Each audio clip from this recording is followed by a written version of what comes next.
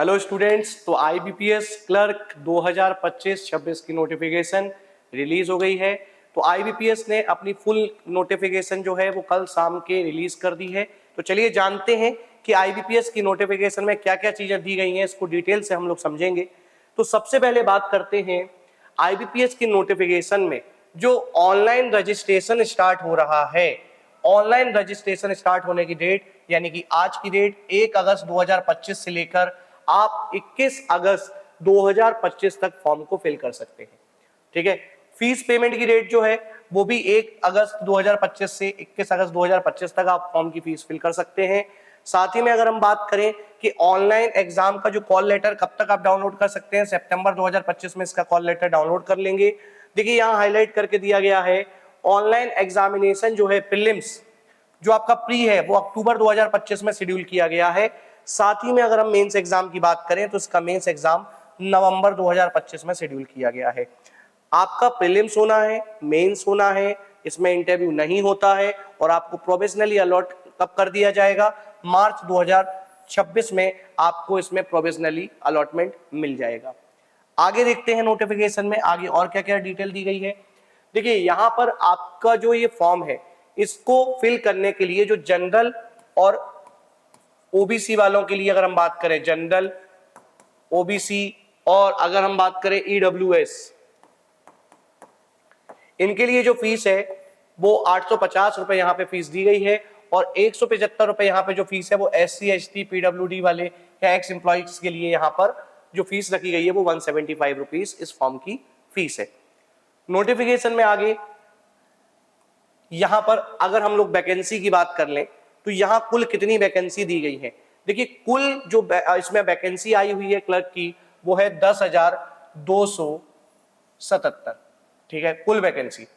इसमें bank of Baroda ने यहां पर वैकेंसी दी गई है। बैंक ऑफ बड़ौदा की टोटल वैकेंसी है 40, बैंक ऑफ इंडिया की टोटल वैकेंसी है 55, बैंक ऑफ महाराष्ट्र की टोटल वैकेंसी है 20, कैनरा बैंक की टोटल वैकेंसी है 110, सेंट्रल बैंक ऑफ इंडिया की टोटल वैकेंसी है 270। साथ ही में बात करें इंडियन बैंक ने यहाँ पे एनआर लिखा हुआ है, यानी कि इंडियन बैंक ने अभी इसकी कोई भी वैकेंसी रिलीज नहीं करी है, लेकिन वो एग्जामिनेशन के दौरान और इसकी प्रोसेस के दौरान कभी भी अपनी वैकेंसी को डिस्क्लोज कर सकती है। इसका ये मतलब बिल्कुल नहीं है कि इसमें रिक्वायरमेंट है ही नहीं, इनको जब जरूरत पड़ेगी एग्जामिनेशन के दौरान, एग्जाम कंडक्ट होने के बाद में भी ये अपनी वैकेंसी को रिलीज कर सकते हैं। साथ ही में बात करें इंडियन ओवरसीज बैंक तो इसकी टोटल वैकेंसी 10 है। पंजाब नेशनल बैंक की total vacancy 60, Punjab and Sindh bank की 6, यूको बैंक ने भी अभी डिस्क्लोज नहीं करी है कि उसकी टोटल वैकेंसी कितनी है। यूनियन बैंक ऑफ इंडिया की टोटल वैकेंसी है 30। ठीक है, कुल मिलाकर यहां पर जो वैकेंसी आ रही है ये आ रही है 601 वैकेंसी है यहां पर टोटल। कहां पर, ये किस स्टेट की बात हो रही है, ये बात हो रही है मध्य प्रदेश की। मध्य प्रदेश में टोटल वैकेंसी यहां पे 601 आ रही है और पूरे इंडिया में अगर हम बात करें, पूरे इंडिया में टोटल वैकेंसी है 10,277। यह वैकेंसी जो है ऑल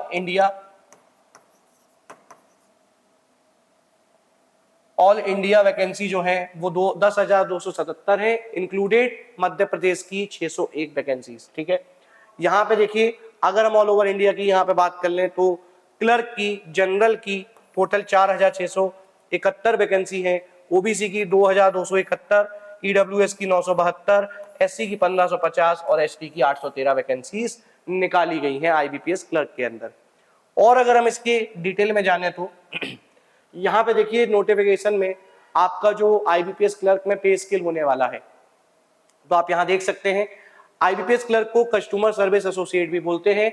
इसमें यहाँ पे जो इसका बेसिक पे है 24,050, 1,340 का ग्रेड पे अपॉइंट 3 करके ऐसे ऐसे मैक्स टू मैक्स यहाँ पे देखिए यहाँ पे अलग अलग ग्रेड पे यहाँ पे दिए जा रहे हैं, यानी कि एक अच्छी खासी सैलरी आपको आईबीपीएस क्लर्क के अंदर मिलने वाली है। आगे और डिटेल में बात करें तो यहां पर देखिए एज लिमिट, सबसे इंपॉर्टेंट पार्ट जो बच्चों का डाउट रहता है, आपको कंफ्यूजन रहता है कि सर हम क्या इस फॉर्म को भर सकते हैं या नहीं भर सकते हैं, तो देखिए इसकी मिनिमम एज 20 साल और मैक्सिमम एज 28 साल मांगी गई है। और ये एज लिमिट आपकी कब तक होना चाहिए, एज ऑन 1 अगस्त 2025, यानी कि 1 अगस्त 2025 तक अगर आप 20 साल के हो चुके हो और 28 साल से कम के हो तो तो आप इस फॉर्म के लिए एलिजिबल हो। लेकिन अगर आप रिजर्व कैटेगरी से आते हो, अगर आप शेड्यूल कास्ट से आते हो, तो आपको 5 साल का अपर एज लिमिट में रिलैक्सेशन है।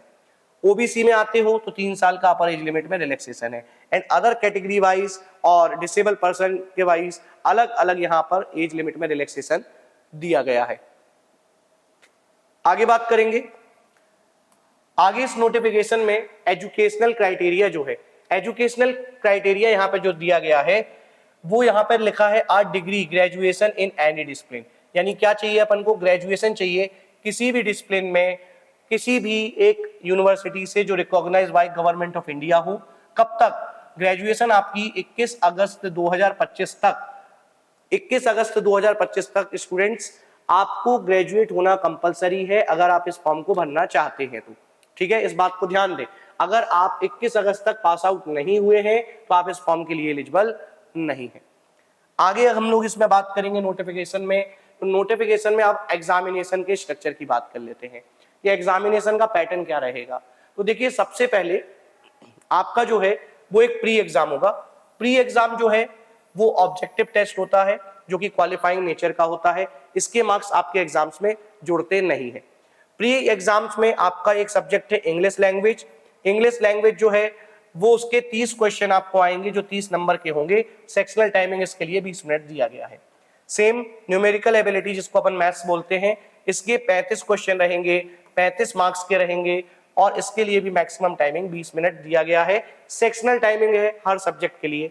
रीजनिंग एबिलिटी, इसके लिए भी 35 क्वेश्चन 35 नंबर के और मैक्सिमम टाइमिंग जो कि सेक्शनल है वो 20 मिनट दिया गया है।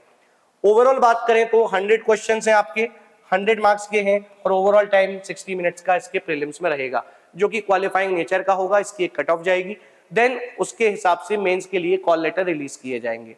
अब मेंस के पैटर्न की बच्चों हम लोग बात कर लेते हैं। तो देखिए, इसकी नोटिफिकेशन में मेंस के लिए भी यहाँ पे क्या कहा गया है, मेंस भी जो है बच्चों वो ऑब्जेक्टिव टेस्ट होगा, कोई रिटन वैसा टेस्ट नहीं होना है।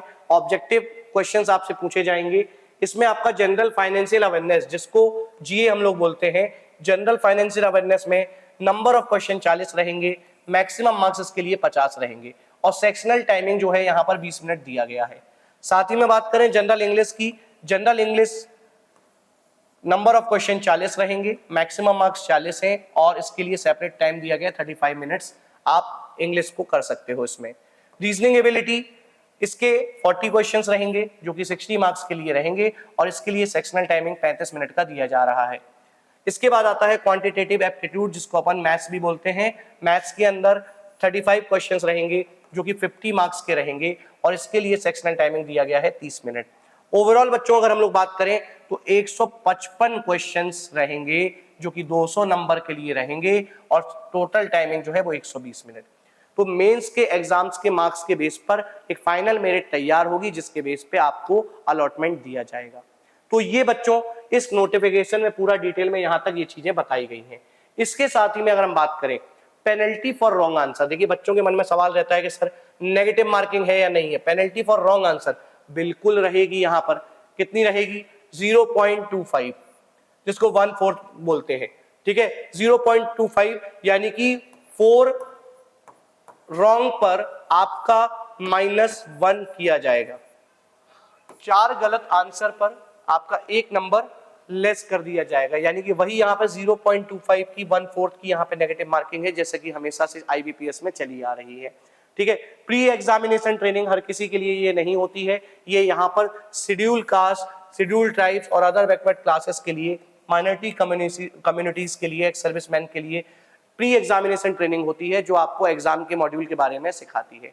तो आईबीपीएस की नोटिफिकेशन में क्लर्क में ये सारी चीजें यहाँ पे डिटेल में दी गई हैं। इससे अधिक जानकारी के लिए या कोई डाउट हो तो आप कमेंट सेक्शन में हमसे पूछ सकते हैं। तो सीएमसी इंदौर के साथ ऐसे ही जुड़े रहें। Thank you students.